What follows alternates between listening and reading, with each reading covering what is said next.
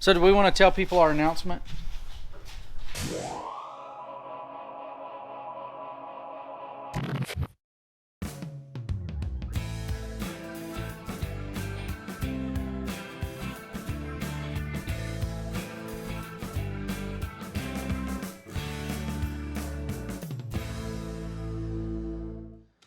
This is the final week of the semester. I have about 3 projects due. Not projects. I have a short little book report that I have to write for one class. Sermon manuscript that just needs to be finished up. I'm almost done with it. Turned in for the preaching class, and then the final exam for the preaching class. So just a few things to do. Got lots of time to get that done this week. But that's the biggest thing on the agenda. So we also, today we're going to build some Christmas decorations for the church, and this afternoon after Bible study, we're going to decorate the church for Christmas. We are heading up to White Cross Feeds, a business here in town that has pallets. See if we can get some pallets to build the decorations for the church. They have something called a pallet buster, and the boys are going to show us how that works. Razor blade. Correct. Yeah.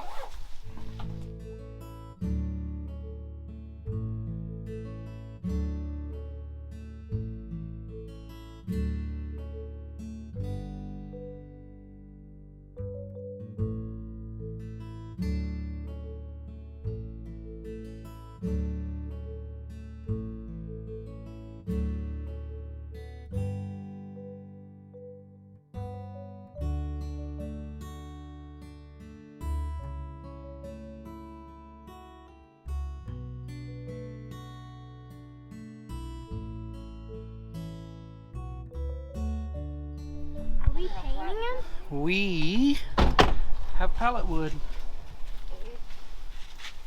from the buster. So now we got to go in here and get all the nails out. What? Little people just walking away. Yeah, get over there. It needs to go back. Get the nails out of them What? and then lay them out When you pick the wood up. so that we can mark and decide how we're going to cut them There. in order to Nails when you pick it up. make our words. So do we want to tell people our announcement?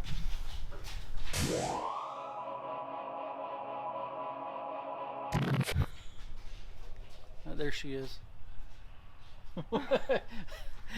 I'm not prepared. Sharon's not prepared. What announcement? I don't even know about Yes, it. you do. You do. You just do not know it. Well, our big announcement is we are moving. Oh yeah, that one. After 16 years here in Jordan, we are turning over another chapter. We feel like the Lord's leading us to do something different, and so we are going to go where? Avon, the Outer Banks. Hatteras Island, North Carolina, and we're going to be planting a church out there. So that's the big announcement.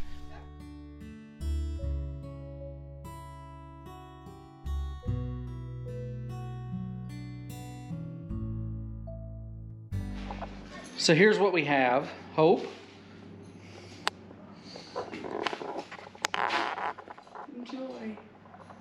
Enjoy. So yeah, I know that's some pretty big news, but over the next couple of days, I'll probably talk a little bit more about how we discerned God's will, about what we're supposed to be doing, and how my time here is preparing me for that work there. You ought to see these lights over town. They're so pretty.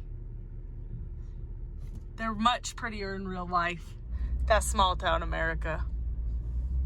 Anyway, I had grand plans to video us decorating the church. It didn't happen. I forgot to start it. The kids were so excited. But it's fun. It always is to watch the kids decorate it all up. I love my Christmas lights. So we've spent so many years at this house learning this house and how the plugs work and what decorations we like where. I'll have to start all over again. The piano lessons are done. I'm done with the office work for today. Jeremiah was tickling the ivories. Mommy and Elijah are at the library for story time and craft time, so we'll see what time they show up at the house. But we are heading home for Pop and Dee Dee now. The door scared me. And the door scared you? Yeah, it opened further than I was expecting, so I almost fell. Almost fell out of the car. Oh my. So we're heading to the house.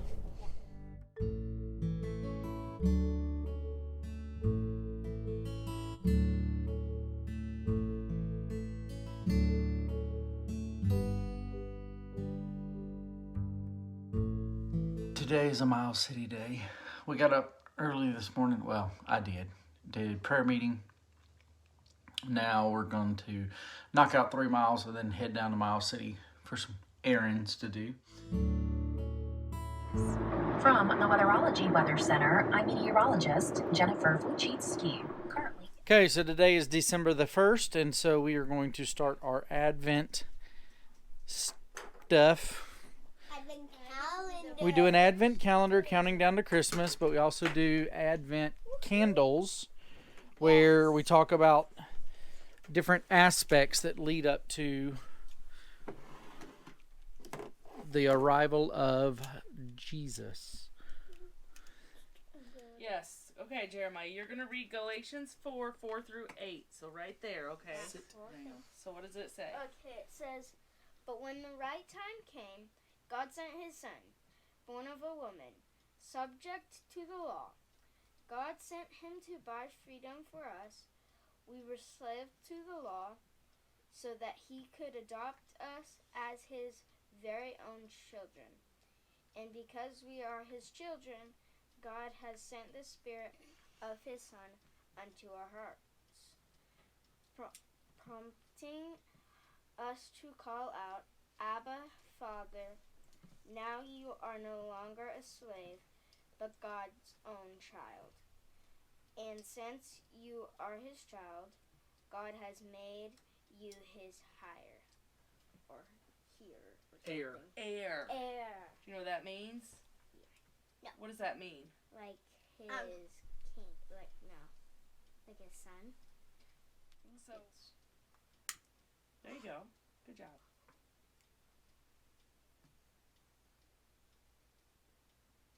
I'm gonna get it to right. There we go. So that's Been the a while since I've candle. used it. Do you know what day it is? It's 1. December 1st. So poke in there. Poke, poke, poke. Poke it with You your gotta poke kind of hard. There you go. Now hook it and pull. finger got stuck. Good job. Good What is it? job.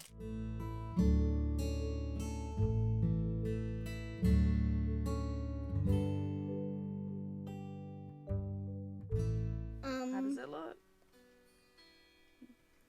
Let me see. No, we do. I think that's it.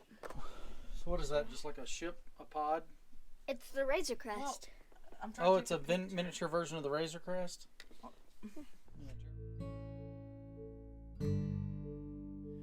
Earlier today, I did an interview for a fellow pastor. He's working on the project part of his dissertation for his doctorate degree. And his project is about rural ministry. But I think it's great that there's a focus now on small rural ministry. And I'll tell you what I told him. I think what's lacking in the ministry world is the validation and encouragement for pastors who are in small towns and rural areas. The ministry world almost treats places like this and ministry areas like this like a stepping stone.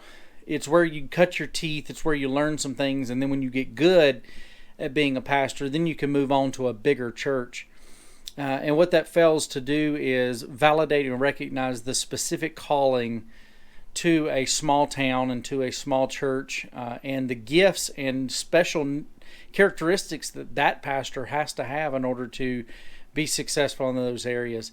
It's not just learning how to preach and preaching on a regular basis, or learning to deal with interpersonal relationships and things like that in a small town so that you've got some experience when you move to a bigger church. No, I think there's special talents and gifts and abilities that enable a person to minister for the long term in these small communities. So that's a little bit about what we talked about.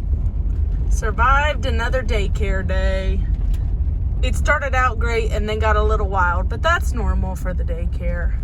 So the kids got to go, the school did a shop for your family, a Christmas store, and they go and the older kids take the little kids around and let them buy presents for their family. It's pretty neat. The boys love it. And so we sent the daycare kids over to that. Rose came and got them and took them, and so they were able to shop for their families. And that was fun. I took Violet today, my ukulele, and I played it, and the kids got to all strum it a little, and so now I am off to the cafe to pick up supper for KJ and I. The boys are at Kids Club, and I will pick them up after I pick up our cafe food. I love the Christmas lights. It is crazy. It's 54 degrees outside, so it is December 2nd, right? I think so. And I am like wearing lightweight clothing and Crocs and like a nice light sweatshirt. It's insane. Not normal. I'm kind of sad because I want a white Christmas. Welcome back, folks. It's Friday, December the 3rd. Today's agenda is the Christmas stroll. Our little town here, all of the businesses do like little giveaways and things like that. Little Christmas stroll put on by the Chamber of Commerce, get people in and out of the businesses. And then it ends with a chili feed put on by the bank.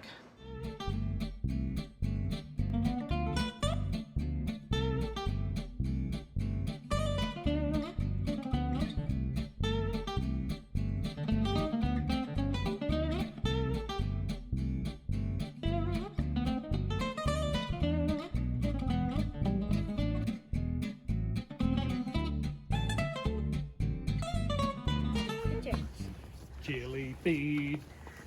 Let's go eat chili.